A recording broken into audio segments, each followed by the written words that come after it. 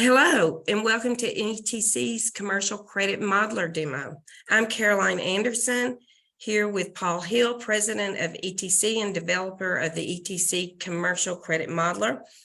We're going to dive right in with the demo, so here's Paul. Thank you kindly, Caroline.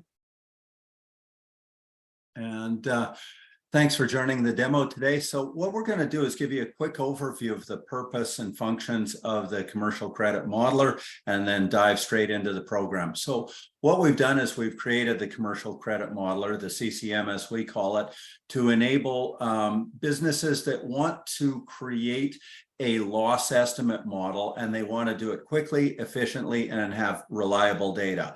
That can enable them to create a loss estimate model that is CECL compliant, which is very significant because publicly traded companies need to be CECL compliant for 2023, and also banks are requiring their borrowers to create loss estimate models in today's environment. And anyone actually should want to be able to obtain good loss estimate data regarding their AR portfolio. And again, with the CCM, it makes it quite easy to generate a reliable loss estimate model.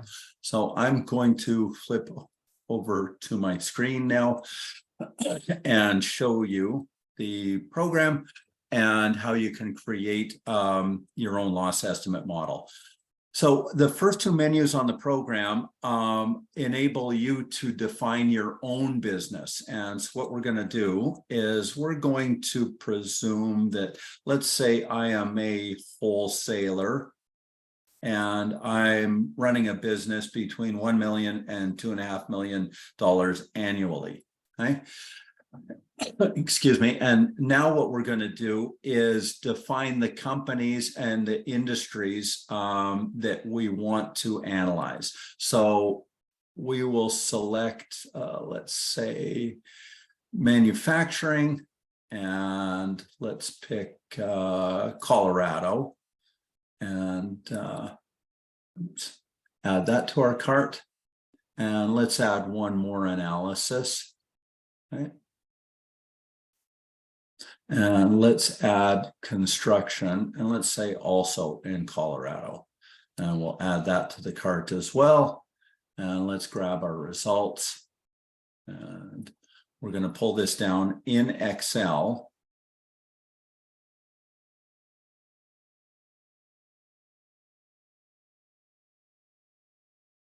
And this will take just a couple seconds to get the file loaded. No, thank you, Excel. I don't want to update a bunch of stuff right now, but it's a kind time for you to offer that. Really appreciate it, Mr. Gates. Okay, so this is actually a file with a lot of very, very insightful data contained in this table, and a lot of functions within the table that are going to enable you to literally create your own loss estimate model. So I want to give you a quick overview of some of the what you're looking at here. So we defined my business as a wholesaler, and I'm doing $1 million to $2.5 million in revenue annually. And the industries we're analyzing are manufacturing in Colorado and then construction in Colorado. And let me explain what you're seeing in some of the columns and rows here. So for starters, here in column C, you're looking at businesses. The program's pulling down data relating to businesses, tiny businesses, basically less than $100,000. And then you've got loss estimates values associated with businesses that are doing less than $100,000. And you're seeing a lot for businesses doing less than 100 grand annually in manufacturing, excuse me, and construction. You're seeing loss estimates of 26.9% for the next 12 months, and then 26.1% for the next 12 months. Move up in company size, 100,000 to 500,000, and the loss estimate for the next 12 months drops to 22.8%, then 21.9%. go up another notch in company size, $500,000 to $1 million, you go 12.6% and 11.4%. And we can keep going up in company size. And what you will see is as the company size increases, the default probability drops very significantly. And that's that can be expected, that's assumed or presumed, but here you've got the empirical data to support those assumptions. Some other values here, we pre-populate some values here. The dollar values on this table, you can overwrite any of them. Don't overwrite the percentage figures, overwrite the dollar values when you're customizing this. We start with an assumed value of $1 million in AR, okay? And we're pre-populating knowledge that we have in our database. If you are a business doing $1 million to $2.5 million, and you're dealing with companies in manufacturing and construction, we know the average distribution of where your AR is located or allocated.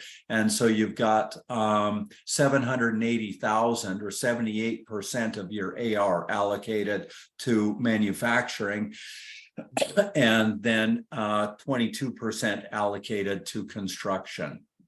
Then we do some more apportioning for your benefit.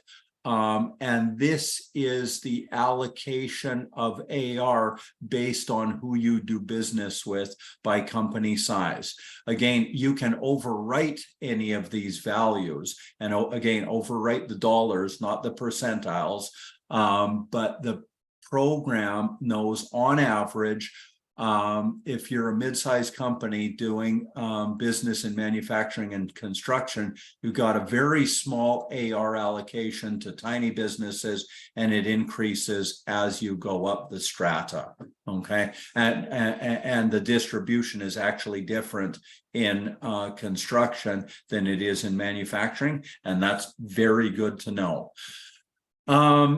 If you are working, if you're pulling data from your own AR system, and you really should, to create a customized loss estimate, what you should do as you pull data from your system is overwrite values. And let's say your sales reps have been doing business with a lot of smaller companies, then you might know that you've got a much higher allocation to smaller businesses. So let's overwrite some of these values. Let's replace that 3,000 with 20,000.